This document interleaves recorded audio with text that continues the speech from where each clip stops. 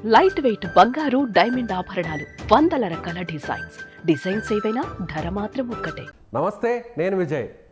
చైనాలో ఉన్నటువంటి HMPV virus ఇప్పుడు కరోనాలాగా విలయతాండం చేయబోతుంది. సో తొందరలోనే లాక్డౌన్లు వచ్చేస్తున్నాయి. అందరూ కూడా అప్రమత్తంగా ఉండండి. ఇలా రకరకాల వార్తలతో అందరూ కూడా హడలిపోతున్నారు. అసలు వాస్తవంగా చైనాలో ఎలాంటి పరిస్థితులు ఉన్నాయి? మనం ఊహిస్తున్నట్టుగా చైనాలో హాస్పిటల్స్ అన్నీ హెచ్ఎంపీవీ వైరస్ పేషెంట్స్తో నిండిపోతున్నాయా? నిజంగా ఇది ప్రాణాంతకంగా మారిపోతుందా? దీని గురించి మీకు డీటెయిల్డ్గా వివరిస్తాను. మనతో పాటు ఉన్నారు, రీసెంట్గా చైనా నుంచి ఇండియాకి వచ్చారు. సో ఆయన మనతో మాట్లాడతారు. యోగా మాస్టర్ విజయ్ గారు జూమ్ కాల్లో ఉన్నారు. సో డీటెయిల్గా మీకు ఈ వీడియో ద్వారా చైనాలో ఉన్న పరిస్థితులు ఏంటో, వాస్తవాలు ఏంటో మీకు వివరించే ప్రయత్నం చేస్తాను. నమస్తే విజయ్ గారు. నమస్తే సార్, బాగున్నారా అండి? బాగున్నానండి, మీరు బాగున్నారా? ఫైన్ సార్, ఎక్సలెంట్ అండి. చైనా బాగుందా? చాలా బాగుందండి. ఎప్పుడొచ్చారు మీరు? చైనా నుంచి ఎప్పుడొచ్చారు? ఇప్పుడు ఎక్కడున్నారు ఏంటి? కొంచెం డీటెయిల్గా ఒకసారి మా ప్రేక్షకులకు చెప్పండి. నేను 2 days అయిందండి వచ్చి. నేను ప్రెసెంట్ రైట్ నో వచ్చి వైజాగ్లో ఉన్నాను సార్. నేను వచ్చిన వెంటనే కూడా ఇక్కడ చూసాను న్యూస్ లో చాలా మంది ప్యానిక్ అవుతున్నారు. చైనాలో కొత్త వైరస్ వచ్చిందంట అని చెప్పి నన్ను చాలా మంది నా ఫ్రెండ్స్ అందరూ అడగడం జరిగింది. బట్ అదేమీ లేదండి, ఎవ్రీథింగ్ ఈజ్ ఫైన్ అండి. వాళ్ళ లైఫ్ స్టైల్ వాళ్ళు కంటిన్యూగా చేస్తున్నారు సార్. ఇప్పుడు ఎప్పటిలాగే ఎప్పుడు వాళ్ళు వర్క్ కానీ వాళ్ళ పిల్లలు స్కూల్కి వెళ్ళడం కానీ అది ఏం కూడా ఎక్కడ డిస్టర్బెన్స్ లేదండి. హాస్పిటల్స్ కూడా నార్మల్గానే ఉన్నాయి సార్. ఇక్కడ వాళ్ళు చెప్తున్నట్టుగా అందరూ కూడా ప్యానిక్ అవుతున్న విధంగా హాస్పిటల్స్ నిండిపోయాయని, పేషెంట్స్ ఎక్కువైపోయారని, శ్మశాన వాటికలు ఖాళీ లేవని ఇవన్నీ కూడా అబద్ధం సార్. అలాంటిది ఏమీ లేదు సార్. ఎవ్రీథింగ్ ఈజ్ ఫైన్ అండి, and everything is in control. ఎందుకంటే ఎవ్రీ డిసెంబర్ జనవరిలో వింటర్ సీజన్ కాబట్టి మినిమం ఫ్లూస్ వస్తాయి సార్. అంటే కోల్డ్, కాఫ్ ఇవన్నీ కామన్ సార్. ఇది కొన్ని సంవత్సరాల నుంచి కూడా ఇది జరుగుతూనే ఉంది సార్. ఇది స్పెషల్గా ఈసారి వచ్చిన వైరస్ ఏం కాదు సార్. ఇది just one kind of flu అండి. అంటే వింటర్ టైంలో కామన్గా వచ్చి కోల్డ్, ఫీవర్స్ అంతే సార్, కాఫ్ అండి, అంతేగాని ఇది వైరస్ కాదు సార్. ఇది చైనాలో మీరు ఎక్కడుంటారు? ఏ సిటీలో ఉంటారు? ఎప్పుడు ఎగ్జాక్ట్గా మీరు ఇండియాకి వైజాగ్ ఎప్పుడు వచ్చారు? నేను ఉండేది చాంగ్షా సిటీ సార్, హోనాన్ ప్రోవిన్స్ అండి, నియర్ టు బీజింగ్. నేను 3 days అయింది వచ్చి. నేను బీజింగ్కి దగ్గరగా ఉంటుందా మీరు ఉండే సిటీ? అవునండి, దగ్గరగా. ఎంత దూరంలో ఉంటుంది? బై ఫ్లైట్ 2 hours అండి. 2 hours. ఓకే. వుహాన్ సిటీకి? దూరం సార్, దగ్గరేం కాదండి, దూరం అండి. దూరం. By train nearly 6 to 7 hours అండి. చైనాలో మీరు ఏం చేస్తుంటారు? నేను యోగా అండ్ డ్యాన్స్ టీచర్ అండి అక్కడ. ఓకే, అక్కడే ఉంటారు మీరు, చైనాలోనే ఉంటారు? అక్కడే సార్. 2012 నుంచి నేను నా ఫ్యామిలీ అంతా కూడా అక్కడే సెటిల్ అయిపోయాను సార్. ఓకే. అవునండి. ఇప్పుడు వైజాగ్ ఎందుకు వచ్చారు మరి? అంటే సంక్రాంతి కదా సార్, పండగకి వచ్చాను సార్. సంక్రాంతి కోసం వచ్చారు. కానీ అవునండి. చైనాలో అసలు ఏదో జరిగిపోతుంది. మళ్ళీ హాస్పిటల్స్ని సీక్రెట్గా కట్టేశారు. పేషెంట్స్ అందరూ క్యూ కట్టేశారు. కొంతమంది చనిపోతున్నారు. చనిపోయిన వారి వివరాలను ఎక్కడ కూడా చైనా గవర్నమెంట్, చైనా మీడియా దాచిపెడుతుంది. ఇలా రకరకాల వార్తలు వింటున్నామండి. అసలు వాస్తవ పరిస్థితులు ఏంటో మాకు కొంచెం ఒకసారి డీటెయిల్గా చెప్తారా? అది ఏమీ లేదు సార్. అసలు కొన్ని వీడియోస్ నేను చూశాను. అవి ఎప్పటివి కావండి. ఆ వీడియోస్ అవి ఎప్పుడో పాత వీడియోస్ అనుకుంటాను. నాలాగే కొంతమంది కూడా అక్కడ ఉన్న వాళ్ళు కూడా కొంతమంది నేను కనుక్కున్నాను సార్. ఇక్కడ వచ్చిన తర్వాత ఇక్కడ న్యూస్ చూసి అదేమీ లేదని చెప్పి అక్కడ సిచ్యువేషన్స్ కూడా నాకు ఎక్స్ప్లెయిన్ చేయడం జరిగింది సార్. అదేమీ లేదు సార్. నార్మల్గా హాస్పిటల్స్ ఎప్పుడు ఎలా ఉన్నాయి అలాగే ఉన్నాయి సార్. అంటే కొత్తగా వైరస్ రావడం, జనాలు హాస్పిటల్కి వెళ్ళి మెడికల్ చెకప్ చేయించుకోవడం అలాంటిది ఏమీ లేదు సార్. ఎవ్రీథింగ్ ఈజ్ నార్మల్ అండి. పిల్లలు స్కూల్కి వెళ్ళడం కానీ, అందరూ వర్క్ చేసుకోవడం కానీ, వాళ్ళ ఎంటర్టైన్మెంట్ కానీ, వాళ్ళ లైఫ్ స్టైల్ కానీ ఎక్కడ డిస్టర్బ్ అవ్వలేదండి. ఎక్కడ ఎవరు ప్యానిక్ అవ్వట్లేదు సార్. ఎందుకంటే ఏం లేదు సార్. అక్కడ ఏమైనా ఉంటేనే కదా ఏం జరిగేది అక్కడ. ఇప్పుడు స్క్రీన్ మీద మనం వీడియో చూస్తున్నాం అండి. విజయ్ గారు మీరే పంపారు ఆ వీడియోని. అది ఎప్పుడు తీసిన వీడియో? అది ఆ ఈవెంట్ ఏంటి ఒకసారి చెప్తారా? నిన్న సార్, అది నిన్న అండి. అదొక పార్టీ అండి. అది నా ఫ్రెండే సార్. అమ్మాయి వాళ్ళ ఫ్రెండ్స్ అందరూ కలిపి పార్టీ చేసుకుంటున్నారు సార్. అది అంటే వాళ్ళ కంపెనీ మీటింగ్, యాన్యువల్ మీటింగ్ అండి.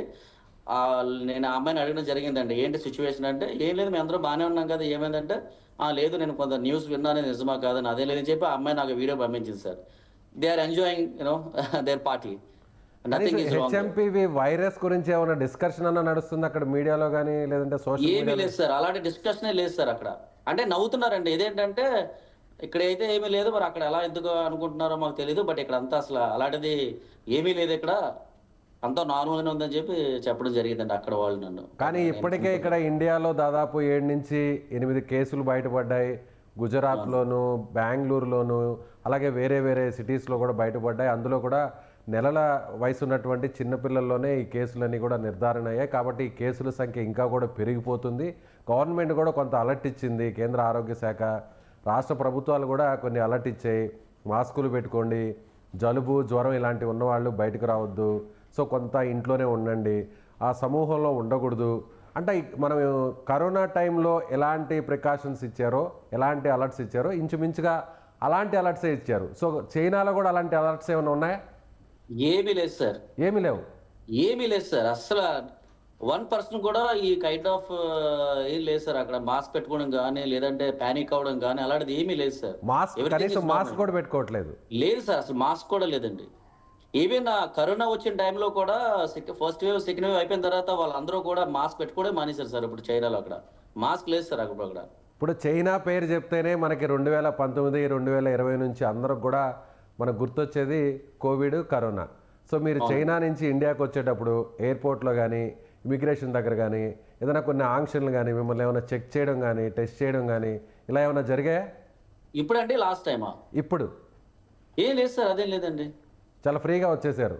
అంతే ఫ్రీగా వచ్చాం కదా సార్. ఏం లేదు సార్ అక్కడ. ఎందుకంటే ఇప్పుడు మీరు చెప్పినట్టు ఇండియాలో కొన్ని కేసెస్ వచ్చాయన్నారు కదండి. వాళ్ళేమి కూడా చైనా నుంచి రాలేదు కదా సార్. ఒకవేళ నిజంగా చైనా నుంచి ఇండియా వైరస్ వచ్చింది అనడానికి ఇప్పుడు ఇక్కడ కొంతమంది పేషెంట్స్ ఉన్నారని చెప్తున్నారు. మీరే వాళ్ళ ట్రావెల్ హిస్టరీ తీస్తే వాళ్ళు ఎక్కడికి వెళ్ళారు ఏంటి అని తెలుస్తుంది కదండి. ఒకవేళ నిజంగా మన వాళ్ళు అందరూ అనుకున్నట్టుగా చైనా నుంచి వైరస్ వచ్చింది అనుకుంటే ట్రావెల్ హిస్టరీ తీస్తే తెలుస్తుంది కదండి. వాళ్ళు ఎక్కడి నుంచి వచ్చింది వైరస్ ఏంటి అని క్లియర్గా అర్థమవుతుంది కదా మనకి. అంటే నేను విన్నాను, ఇన్ఫాక్ట్ 3 months బేబీ కూడా వచ్చిందని విన్నాను సార్ నేను అది.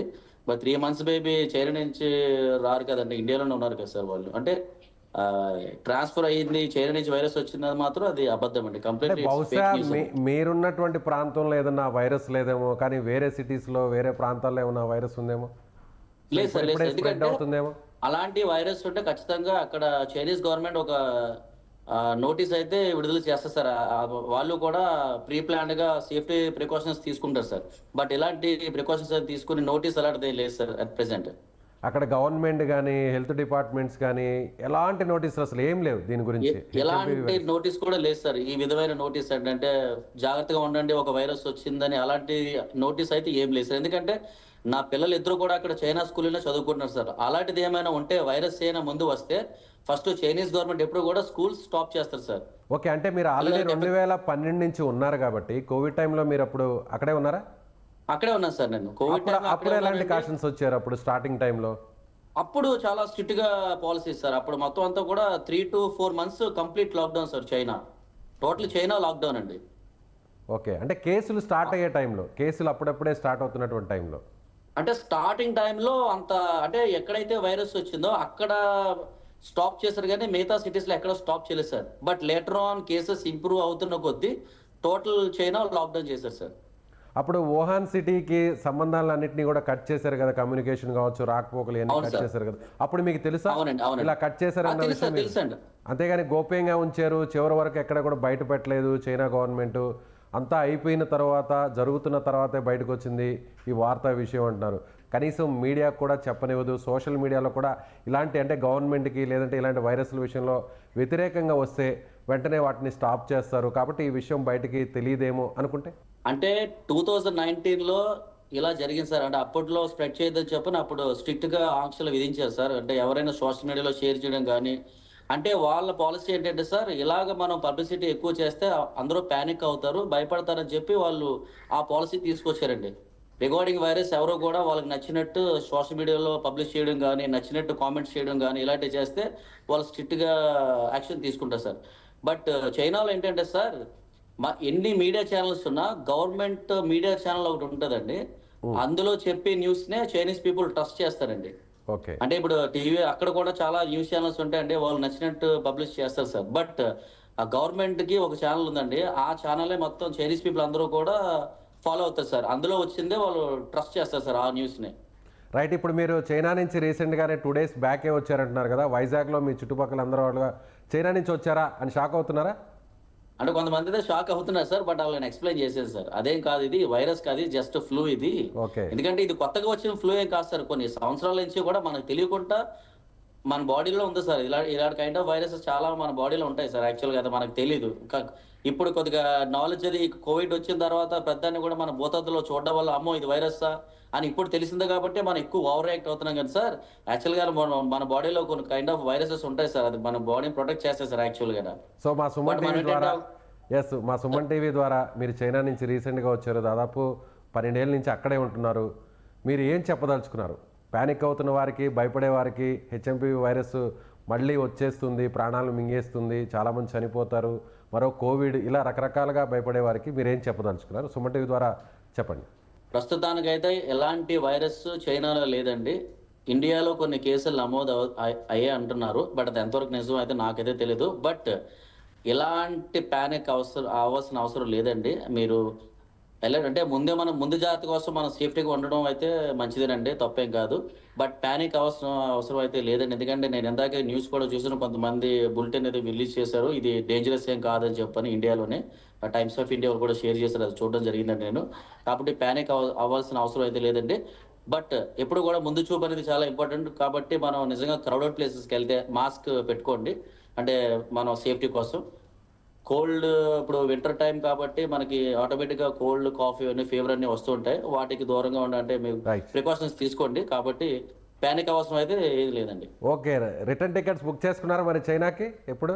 ఇంకా లేదు సార్, సంక్రాంతి అయిన తర్వాత వెళ్తామండి. రైట్ అండి, థ్యాంక్ యూ అండి, thank you so much Vijay గారు. సంక్రాంతి సంతోషంగా జరుపుకోండి. చాలా విషయాలు షేర్ చేశారు, చైనాలో ఉన్న వాస్తవ పరిస్థితుల్ని సుమన్ టీవీ ద్వారా మీరు అందరికీ తెలియజేశారు. Thank you so much. Thank you sir, thank you.